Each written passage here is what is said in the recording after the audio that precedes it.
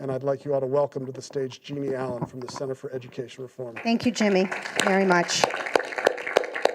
Welcome, everyone, to everyone watching through the web and live stream. Hello, and welcome to rainy North Carolina, where everything is either stopped or slowed down as a result of the weather. It is not stopping or slowing us down, however. Expanding opportunity through education on the way to upward mobility is probably the most critical thing we can be thinking about, talking about, and advancing today. And so in the next couple of hours, you're going to hear from and talk with, I hope, and work with us to create an amazing national blueprint for unprecedented national, state, and local coordination. There's nothing more important than learning how not just to empower and provide the opportunity innovation that our kids and students across the country so sorely need, but making sure our policymakers who are busy every day have our ideas and we have theirs about how to actually help them do their jobs. We're often quarterbacking. Jimmy comes from a great football family. I rarely use these analogies, but we're often quarterbacking our policymakers. And we've had the pleasure at the center, and Jimmy does as well, in working with people across the country, and we find out when we actually stop and talk to them that they've got a lot more challenges than we ever dreamed and that they need our input. And so we're grateful to Congressman Messer, Governor McCrory, who'll be joining us shortly, the state representatives and local leaders for being here. So I'll see you all in a little bit. I'm going to turn it over to Jimmy as we welcome up Congressman Messer, Rob Bryan from the wonderful state of North Carolina. And Travis Mitchell. Thank you for being here. And Travis Mitchell, Communities and Schools. Thank you. You can sit right here. Thank you.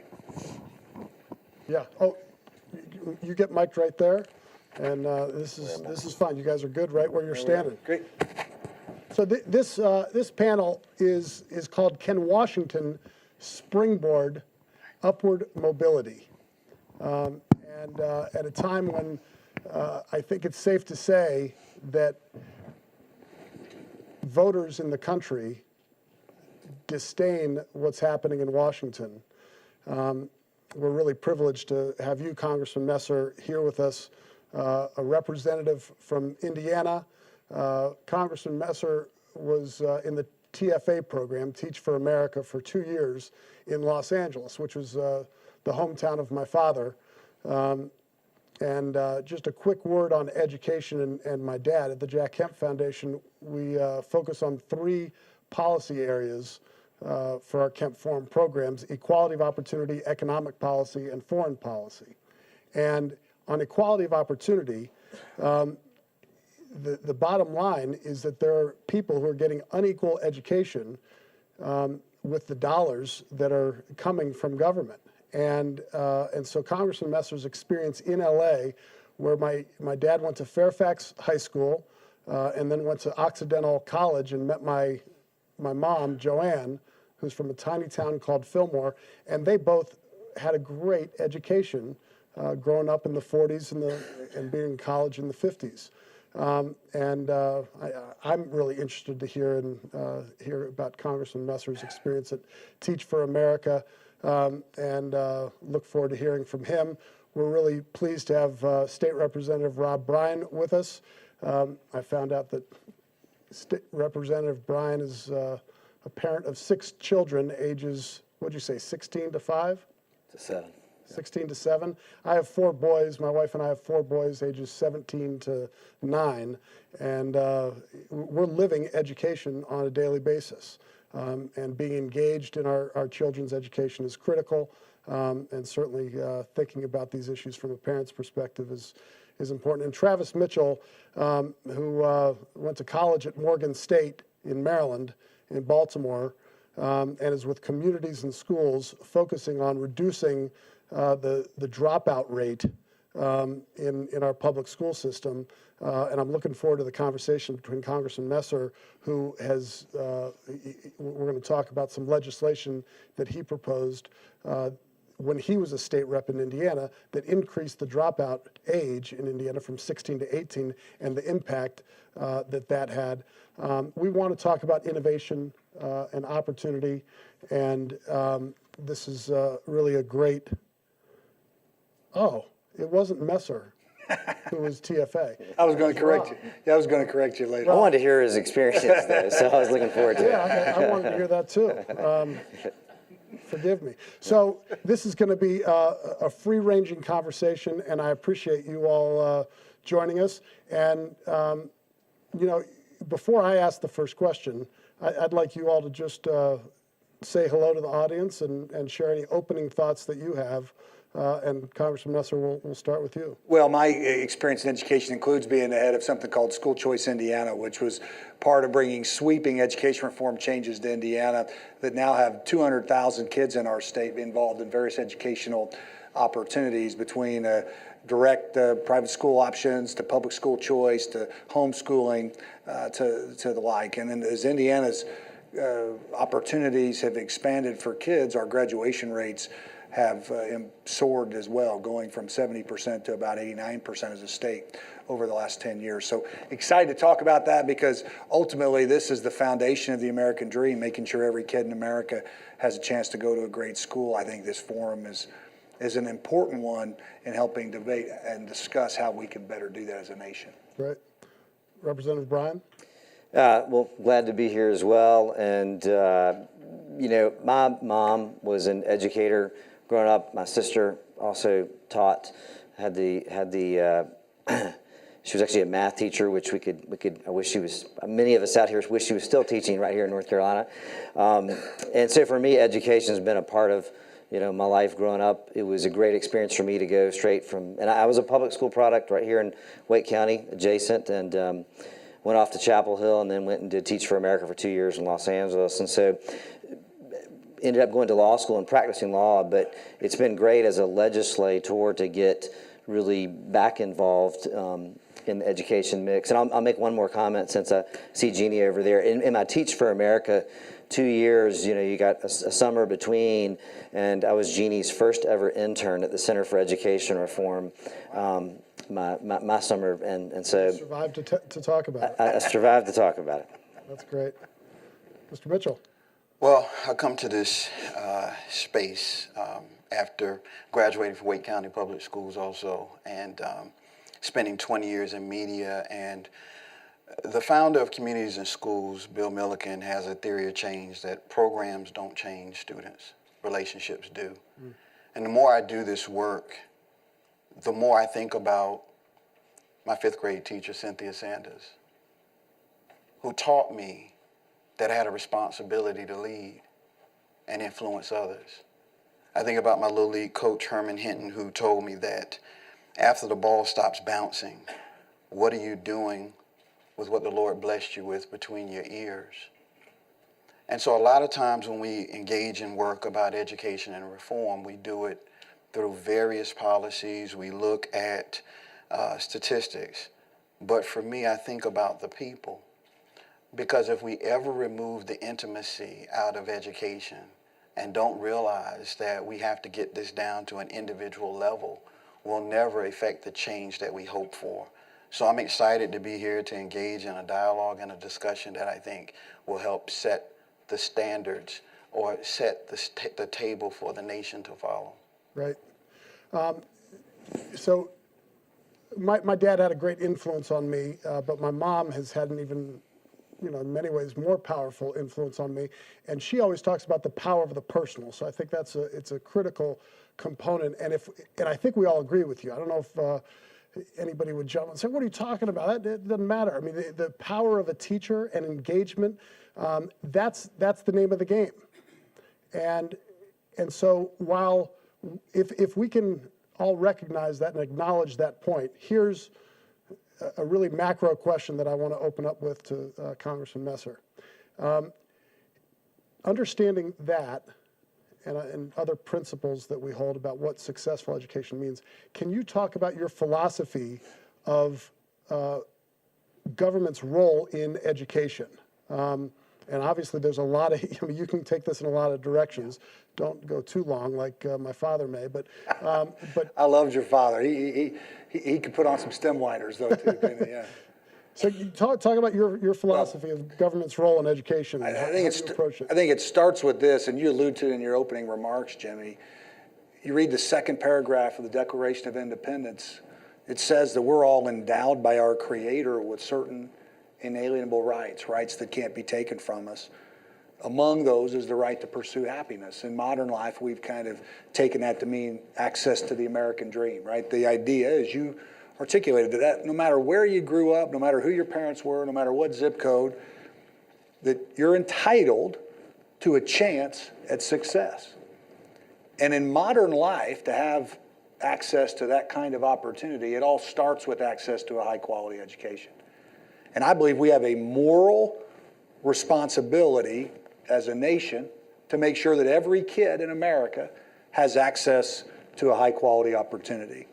And by any fair measure today, we're falling short of that. Many kids have access to great schools. I'm a product of public schools. I'm actually a product of the Greensburg Community High School, small, relatively small, 10, 11,000 person town public school. But we have a moral obligation to make sure every kid has that opportunity. We also have a practical responsibility. When you look at an economy today where paychecks have frozen over the last 40 years, and the real gateway to opportunity and success is education. That, frankly, the opportunities in this economy, if you have a college education, are tremendous.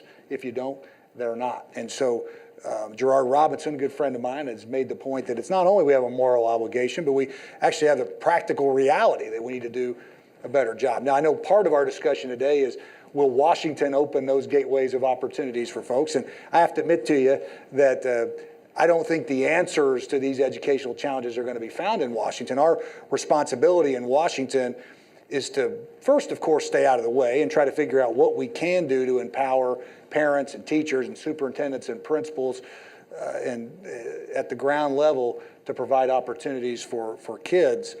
But it all starts with a recognition that we have a moral responsibility of providing that opportunity for every kid. Just to follow up there, this is an open question. Is education an entitlement? We hear a lot about the entitlement state. And raising 4 boys, my wife and I, we're struck at the culture that seems to have infected our 17-year-old with an attitude of, hey, I get a car, I'm 16, where's my car? No, you don't get a car. You got to earn it. You got to work. There's an entitlement that I think all of us are concerned about in our society, and we know that our deficit, our numbers don't add up. Yeah. And so, can you just talk a little bit about whether or not it's an entitlement and how? Well, I would suggest that even in the presidential campaign, on both sides of the aisle, by the way, you've had that tone and tenor that's a big part of the campaign. From my reading of the second paragraph of the Declaration, it says you are entitled to pursue happiness, right? In other words, it doesn't say you're entitled to be happy or that we have a responsibility to purchase your happiness. We have a responsibility, and a God-given right to an avenue of pursuing that. And to me, part of where we're failing for kids across America is, depending on your zip code in America today, you may not meaningfully have access to that kind of opportunity. And that's where we're falling short as a society. To me, the best way to make sure every kid has an opportunity of success is to empower parents. That's why I'm a big believer in school choice options. We spend $300+ billion a year as a society in America. We don't necessarily spend all that money well. Yeah. And if we could make sure that every parent and therefore every child has access to that kind of opportunity, then, as you said, they still haven't, they have a responsibility to seize it. But I think by any fair measure today, we're falling short of that. Yeah. Mr. Mitchell, on the issue of zip codes and your experience with public schools, and give us some background on your actual work with community schools, what you do day to day, but then go ahead and answer your philosophy of what government's role should be in education to accomplish kind of that personal touch that we know is needed for success. Well, I think one of the things that the government can help, Washington can help us do is we've got to remove the barriers and the restrictions that strip innovation out of our schools. So parents need choice of schools, but they also need options within the schools. Mm-hmm. Therefore, the schools also need to be given the autonomy to come up with innovative strategies. Now, I believe that any innovation, there's an accountability that goes along with it. Did it work? There needs to be measurement. But I think we have to move, going back toward the individual level, we've got to stop comparing Jimmy and Sue. And we've got to begin to see, is Jimmy progressing at the growth rate that Jimmy can progress at? Is he fulfilling his potential? And if we get concerned with growth and individual growth, and we make a commitment as a nation to get our children to achieve the type of growth they can achieve, then you have schools that are not now comparing themselves against each other. They're really determining what they can do with the assets they have inside. So our vision statement at Communities and Schools of Wake County is that we help schools remove the barriers that put students at risk of wasting their potential, and we do it in two ways. One is we have graduation coaches in grades K through 12 that work with the students to make sure that they're on the positive track for post-secondary success. And then the second area is that we believe in academic enrichment. We believe in using project-based learning. Students have to make something. They have to engage during expanded learning hours. We use interactive instruction that helps give us a personalized learning plan to close gaps and put kids on an accelerated pace. And then we do small group instruction and real-world application.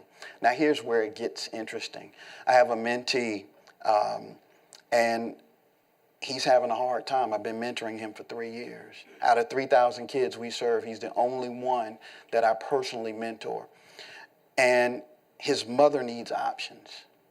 I pick him up every day to take him to school now, and I pick him up every day afternoon so that we can have a discussion about choices.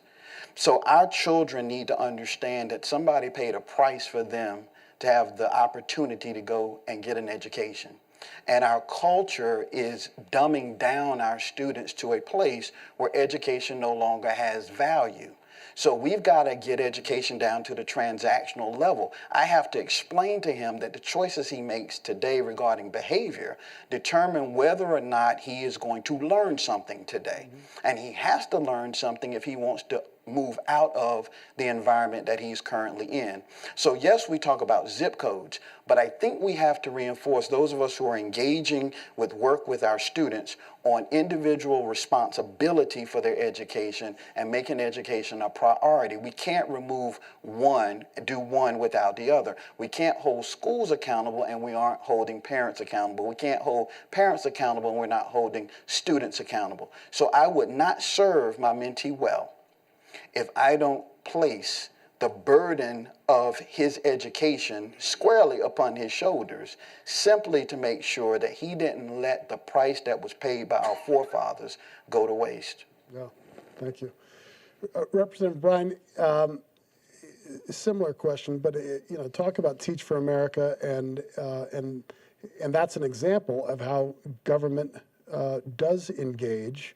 And so, you went through the program and give us your perspective on government's role in education.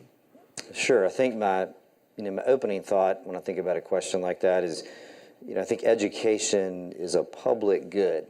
You think, well, what do we say? What do we mean when we say something like that? Our Constitution actually says, I'm not going to get it right, but something like religion and morality being necessary, education shall forever be encouraged. I mean, in one of the opening lines of our North Carolina Constitution. And when I think about education as a public good, I think that means traditional public schools, our charter schools, our private schools, homeschooling, all those things. I mean, this is something that's important to the public for our populace to be educated. And I think when I think about both, what does that then look like from the government perspective? I think I want that to be encouraged in a family-centered way and in a way that is meeting the individual student needs. And I think going to my Teach for America experience, it might relate most to the first part of what I said about the public good. I think sometimes we get locked in a box, or we have built up an education system doing everything one way.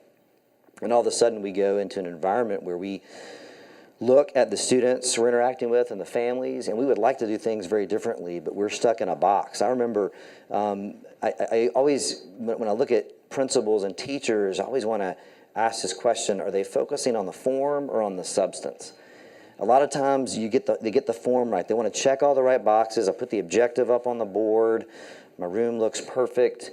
And what I want to see are kids engaged? Are they learning? Are you getting to the substance? I mean, is it, are the families getting engaged? Are the students being engaged? Are we meeting their individual needs? And we have amazing opportunity now when we think about what we can do with technology, how quickly we can get data about where our kids are when they take a test. They can take a test on a computer, and immediately the teacher can get feedback on exactly, areas that they may be missing. So we have unlimited opportunity if we'll allow the freedom that we need, for teachers to teach and principals to be focused on the right things.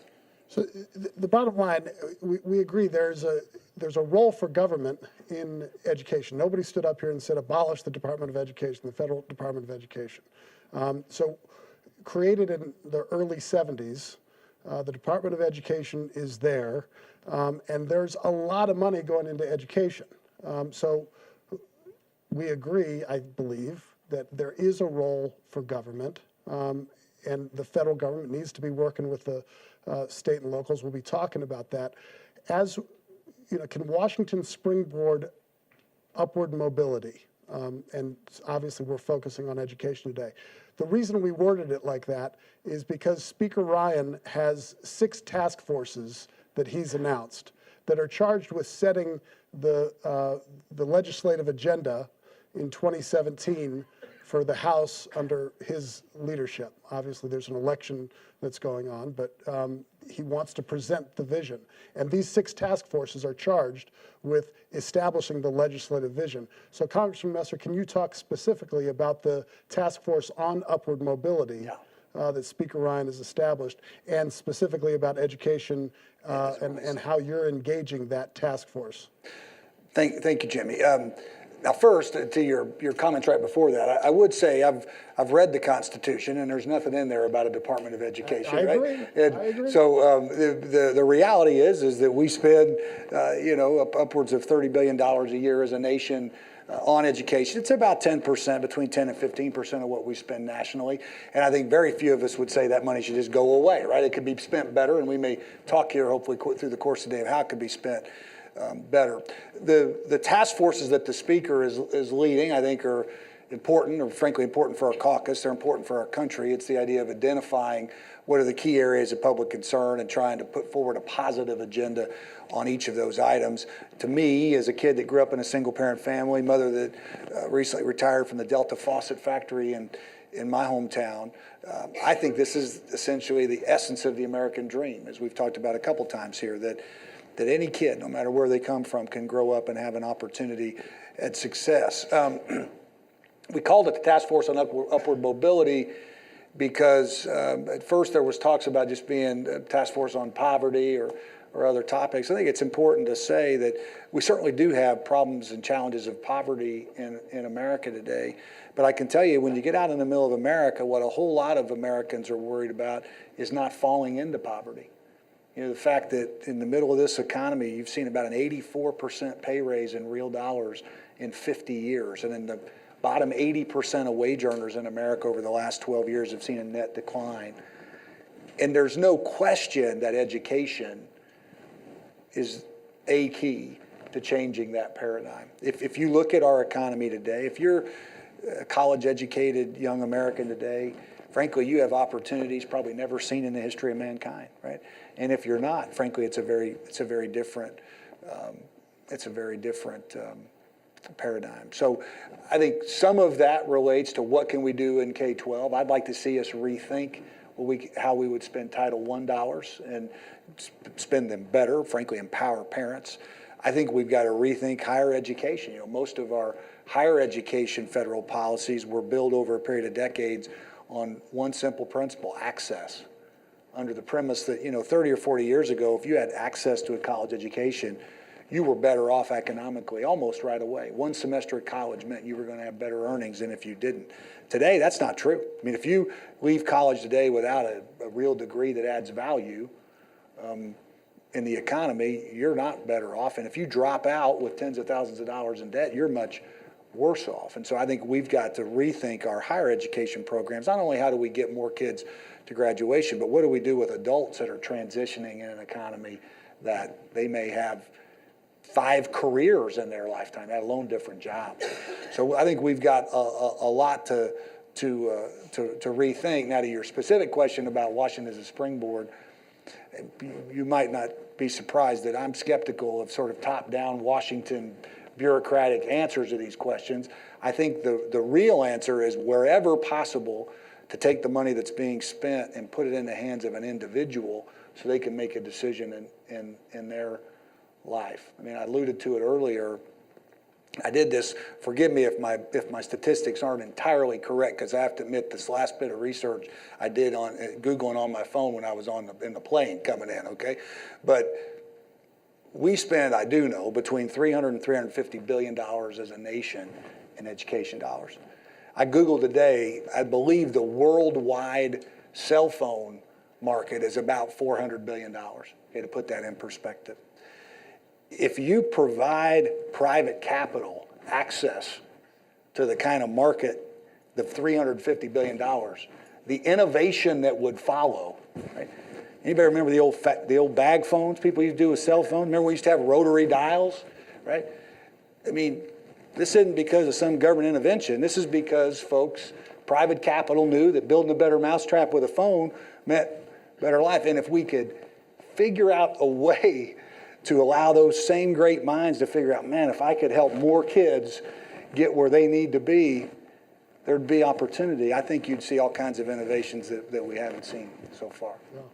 Well, and we will be talking about educational innovation later today as well. But Representative Bryan, talk about, with Congressman Messer here, what do the states need? Where's the federal government helping, and where's the federal government hurting? And how can the communication and engagement, especially on these issues around upward mobility through education, what can happen?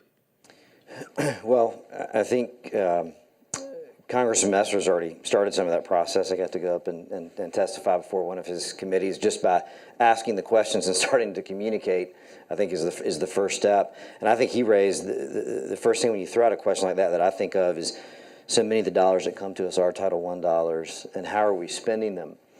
And one of the things I never fail to be amazed by is, you have the sort of the tail wagging the dog here. You're like, how many compliance officers do we have to put in place? How much money did you give us? Was it actually worth it, or did we just hire, but was it a government jobs program, for compliance officers? Or are we actually helping? Are we doing what are the objectives, that the money is to meet? And maybe, you send a big block grant down and say, these are the objectives, you're going to be measured. And I think you sort of made the metrics point earlier. We've got to have, and we do have, a much better ability to measure how things are doing now. But let's set forth the objectives. Let's say these are what the money's got to be spent on, and you'll be critiqued on it, in X 3-5 year period to see, have you had an impact on all these kids that fall in the Title I? Are they making the educational progress that we were expecting? And if not, then maybe the heavy hand comes down in some other way. And so, Mr. Mitchell, talk about what has been, what's the most effective change that you've seen in your years in education and in public schools? What have you seen? What change have you seen from the federal government or state and local government that has had a positive impact? Well, I think the one that's forcing the most collaboration and dialogue is the Every Student Succeeds Act, which allows districts to take, I think, 3% of Title I money and use it for innovative purposes or expand the use of those dollars. I know in our district in Wake County, we're at the table collaborating with them, and we're talking about ways in which we can serve the students that Title I meant to serve, but in innovative, creative ways. If you put so much bureaucracy on the use of the money, then it does not allow for the type of out-of-the-box strategies that we need to identify. I think this time reminds me, there's a book, The Shift Age, that talks about the speed of change in America. This time reminds me of when America shifted from an agricultural society to an industrial society, and the role of the government was to help communicate this needed change. And so the comprehensive high school curriculum was born out of discussions at the national level. And so we made sure that in high schools we had the requisite course offerings to provide that industrial worker. Well, now in this shift age, we need critical thinking skills. So at the top, we need to start measuring critical thinking. We need to reinforce looking at the preparedness of our students earlier on to see if we're able to meet the demands of our workforce. So what we're trying to do is make education relevant in Wake County. I don't want to just talk about getting students to graduate. I need a plan that prepares them to be members of the labor force and that they have the requisite skills necessary in Wake County to fill the jobs that are going to be needed the next 10, 15 years. And so with that, I will say many times in education, we're looking at a point in time. We need to create an environment that pushes for innovation, build upon what works, but have enough adaptive capacity to meet changes. You talked about the cell phone, and I think I actually have a rotary phone at home. But the cell phone, look at the speed of change of cell phones. iPhones come out every year, a new iPhone. By the time I got rid of my flip phone and got a smartphone, it has changed 5 times. Yeah. So if we don't have enough adaptive capacity to keep pace with that rate of change in the school system, something that's innovative today is a dinosaur tomorrow. So we can't be wedded to strategies and processes that can adapt over time. Can I just add to that I think it's such an astute point that, you know, some folks, I have a sister-in-law who's a 5th grade teacher. I'm a product of public schools that we talked about before.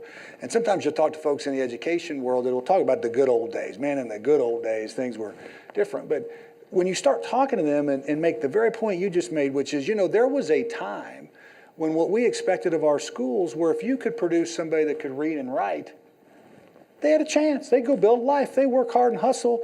They could have a home, have a family, enjoy their life.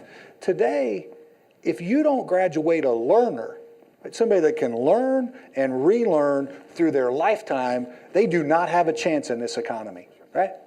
And so part of, as we start talking about what we're going to do better as a society, is just that simple acknowledgement that we need more now than we needed 30, 40 years ago in what we produce. Then beyond that, I think as we start looking at what is that we need, we do have to sort of start thinking about how does technology change the world. You know, there's more, hold up my cell phone again, there's more information on this cell phone than there was in a library where I grew up. A lot of these big institutions we build, I mean, I still like books. Books are great, right? But what we needed then is different now. The whole kind of complex of high stakes testing. You know, in a world where the only way you could really evaluate a kid was to pass a test, or take a test that then took 2 months to grade and get back the results. Today, a teacher can go student to student to student in the classroom and know in real time what they know and don't know, right? And so rethinking those things is, I think, an important part of us getting to the next level where we need to go. Just real quick, the Every Student Succeeds Act, what's the history of that? So that is, you know, there is few things that bring Washington together like trying to repeal No Child Left Behind, right? So it was a bill that started with the best of intentions, this idea that we should have no child in America that doesn't have access to better opportunities, included metrics which were important for schools and teachers. Unfortunately, it became a very sort of top-down driven metric. The ESSA, the Every Student Succeeds Act, is essentially the replacement for No Child Left Behind, has a series of innovations in it. Among them is making sure that those metrics in place for schools and for teachers are driven locally and at the state level, not the federal level anymore. So one of the things that drives my wife and I crazy in education, and partly because when we were going to school in the 80s, we didn't receive it. We don't have financial literacy training in our schools, and we don't have civics education taught well in our schools. And you know, talking about No Child Left Behind and ESSA, obviously testing is a huge issue. And if that's a measure of what you deem important, do we start considering testing on financial literacy, and where does that come from? We want it to come from the bottom up, but that bothers me. How do we engage an issue like inserting financial literacy and civics education? Because this election shows us, when we were talking about contested conventions, open conventions, it shows you that people, it should just be democratic, whoever gets the most votes, when that's not the way our republic is set up, nor are the political parties. So it seems to me that those are two critical things. A couple other thoughts, open up to other guys too. Yeah. We also don't have basic dietary education. And when I was a kid, we had physical education that was more common in schools too. And a lot of that got pushed out by many of the mandates as well. I guess my answer to that is, while I think all of those are good ideas, I'm not sure that a federal government top-down mandate of those things is the right answer, because I think often when that happens, there tend to be a world of unintended consequences. The best way to see much of what you're talking about, I think, is to free up the local communities to determine what's best for their kids. I'll make a comment on that. We've been working on a little financial literacy bill ourselves, and it was sort of, I think, out of the same thought, gosh, a lot of kids, and maybe particularly kids who have grown up in poverty, are not prepared for just, bank account, a lot of common things that they need to be thinking about as they, head off to college. And we've had a lot of banks, got a lot of banks, around the state, who have had an interest in saying, hey, we want to help, we want to participate.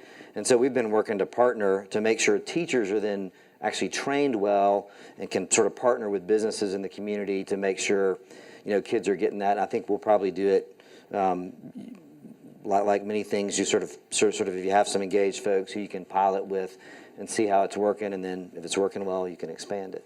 But I think you're talking about not only survival skills, but you're talking about reinforcing the foundation of what makes America great. So what I'm concerned about when I work with the kids that I work with, you come out of 3 and 4 generations of poverty, and nobody has any financial literacy, that cycle is just going to repeat itself. Right. So you don't have folks that are able to capitalize on their entrepreneurial gifts or their academic prowess, because you don't have the requisite financial skills to harvest it.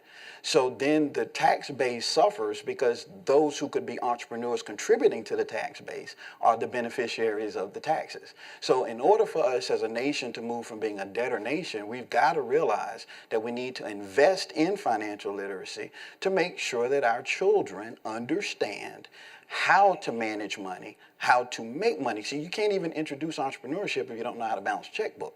So you got to be able to give kids the opportunity to make it serious, as serious as other core subjects. Financial literacy has to be, if we're ever going to grow out of the mentality of being a debtor nation. Culturally speaking, it's always I'll spend now and pay it later. And you don't know where the later is coming from. You don't know when you have to pay the bill. So we've got to change that dynamic. Now, again, I don't think the federal government solves everything, but the federal government can help create the dialogue and the discussion. How about companies that are exporting jobs overseas? How about us figuring out a way to give them incentives to come back in our urban areas and then teach these students who are there and the people in the community, along with job opportunities, a way to be a subcontractor? And what does it mean to be a subcontractor? I had a meeting with one of the largest retailers in the area, and when we were sitting down talking, they wanted to give me money for a backpack program. I said, I don't want a backpack program. I don't want that. What I want you to do is tell me how many of your kids who are hourly wage employees are rising to management ranks. Tell me what your attrition problems are. And they said to me that the reason why there's so much turnover is because students don't have, or the kids they have didn't have a value of the stock options. I said, you know why? Because they don't value money. They value consumerism. So if what we can do is partner, if we can put them in leadership programs to understand it's not about the hourly wage, it is about your net assets. If we can teach them that, then we can turn a management class over for you. One child that rises in a retail location like that, getting to a $50,000 a job year, can move his entire family out of poverty. So that's the discussion we need to have, and stop leaving the people that are marginalized in the nation out of the discussions if they can't be a part of the solution. And by the way, Jimmy, I would just add, if you haven't seen an article, it was in Atlantic Monthly this month, that talked about the fact that 50% of America could not access $400 if they were in a financial crisis. I mean, this is far more than just folks that are coming through poverty, which is obviously a major challenge. I mean, I think we've got an epidemic in our country on that topic. Well, so, Mr. Mitchell, you talked about it at the beginning, and you all were just talking about it now as well. The bottom line is we've got to attract great mentors at communities and schools. We've got to attract great teachers. And when we're talking about the most at-risk students, whose challenges really, in large part, result from not having parents in the home reading to them and engaging their brain and developing vocabulary. If we all agree that that's one of the biggest differences between wealthy families and families that don't have money, obviously that raises the importance of incredible people who can overcome a lot of these challenges that get ingrained, and they're not insurmountable, right? We've seen that these problems can be surmounted, but it does take incredible mentors with patience and teachers who go above and beyond. And so when we're talking about upward mobility, if we all agree that it takes these extraordinary people, what are the most innovative, incentive-based ways to attract the right people into these most challenging schools? Teach for America, obviously that's part of, that was part of its mission. But, you know, you talk about Teach America, talk for other programs, and what are the best ideas out there to accomplish that goal? I think you have to value the contribution. One of the things that I struggle with, my mother was a principal, all of my aunts and uncles were educators. And I think teachers get a bad rap. Yes. I think they really do. Sure. Because what people don't understand is how much time they put into their profession. And they're not paid when they're at home grading papers up until 1 o'clock in the morning, as my wife was last night. Right. By the way, it's Mother's Day. That was a plug in case she sees that. I acknowledge her job well done. So I think we have to figure out a way where we are serious about investing in the people that spend the most time with our children from the time that they are pre-K to the time that they graduate from college. We as a nation have got to figure out a way to invest in our educators. Now, once you make the investment, then I believe in competition. I believe if you create a professional class of teachers, they are already professional, but let's pay them like that. And if we pay them like that, you draw the best and brightest. Now, I can speak about a time, and it's very, we don't speak about these things, but in the not too distant past, people who did not have access to every profession flocked to education because that was the best way they could make a change and a difference for future generations. So you had your best and brightest minds that were in the classroom. And I haven't done any longitudinal study, but I think if you take a look at it, when we have had the best and brightest minds in education, we've also produced the best leadership classes in America, people who've gone into industry, people who have come up with revolutionary ideas. And again, I kind of go back to what I started at the beginning, that programs don't change students, relationships do. And so I think it's all circled around or embodied by the spirit of servant leadership. Teachers are the ones who are going to influence our students. And servant leadership models, whenever you have the opportunity to influence somebody else, you do it for your benefit or for their benefit. So we can find teachers are called. If you can find people called according to purpose, pay them well, affirm them, get off of their back, support them, and give them an opportunity to earn a professional wage, then let's make it competitive. Let's make sure that we don't just get people who just want to teach those kids. Let's get the best minds to teach our kids and make a commitment, industry, government, at the national, state, and local levels to harvest that potential teacher. Rob? Yeah, I mean, I might just ask the question, do we have a 21st century model for how we do that? I think we built up an education system. We always joke in North Carolina, we had 36 steps. You move up one step a year, next step. And there's reasons it was built up that way. You had, my mom's a teacher. A lot of women that graduated from college went into teaching. They wanted a safe, stable, income. We're fine with X% increase a year. They loved what they did. To your point, they felt called to do it. But when you look at the 21st century and what a professional environment ought to look like for teachers, and frankly, there are other professions that sort of worked a little bit like that. They're not working like that today, and we're still stuck in a lot of school systems that are still working off that. And that's why I love, looking at charters.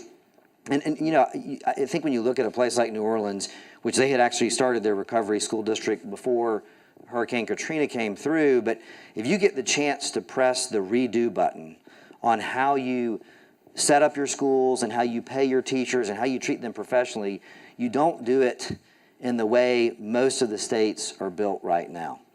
And so, I hope, I think one of the things that's hard for states, because we deal with a budget every year, where we can't have debt. I said we got to pay the bills every year, and to transition, even businesses, they can often, go take a loan, take some transition period to move off a salary schedule. I think if some of the money coming was helping with the innovative things that moved us to the 21st century, and the state's got to be critiqued on their ability to do that well in order to get those monies. But I think it'd be a great help in moving us in the right direction.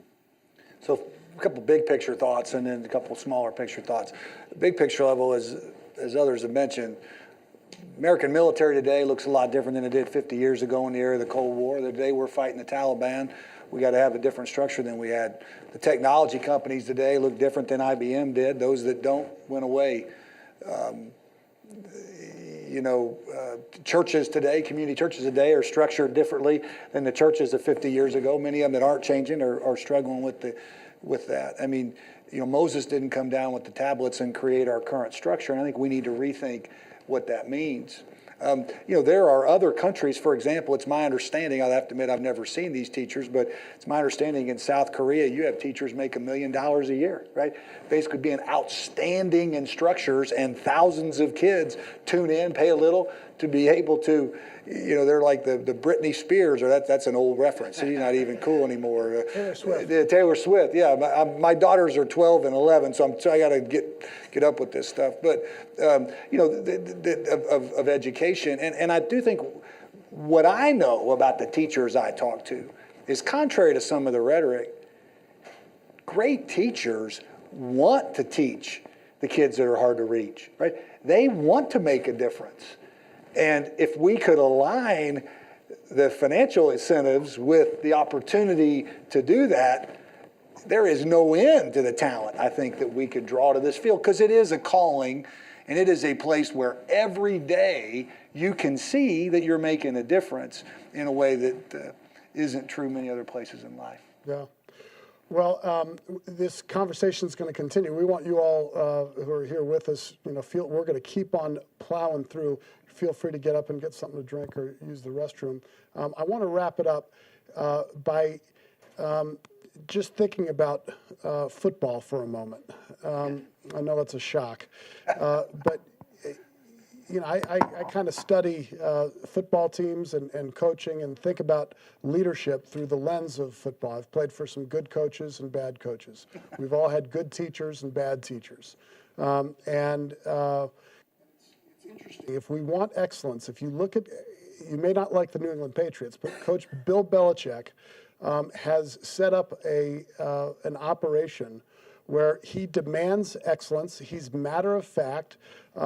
He knows how to engage his audience, and it strikes me that we have got to, I agree, revamp our education system, especially the training system. And Belichick questioned the way that things were always done. That's how he established their program, and he's really interesting on pay. I'm not saying that we align just like the Patriots do, but Tom Brady doesn't make as much as he could on the open market. There is a recognition that it's a team. Now, teachers, they sacrifice. They don't need to know about that. They sacrifice for the team. But their pay for performance, South Korea, $1 million. If this is free enterprise, and if we believe in free enterprise and in free markets, and that humans respond to incentives, and if we want teachers to inspire young people and figure out what their buttons are and what their skills are, then we've got to revamp our 21st century education system. And Congressman Messer, you've got to get on that task force and get them thinking about how to unleash innovation and creativity. And that's what the next panel is going to be talking about. I want to thank each of you for your thoughts and the benefits of having you here. And most of all, I want to thank you for your service to the nation and being a part of the cause best described by the Declaration of Independence. Thank you, Jimmy. As a Colts fan, it was hard for me to hear that sorry. Patriots comparison, but I do agree with your underlying idea. Thank you again, everybody. Why don't you give everyone applause? Jimmy Kemp, Congressman Messer, Travis Mitchell, Rob Ryan.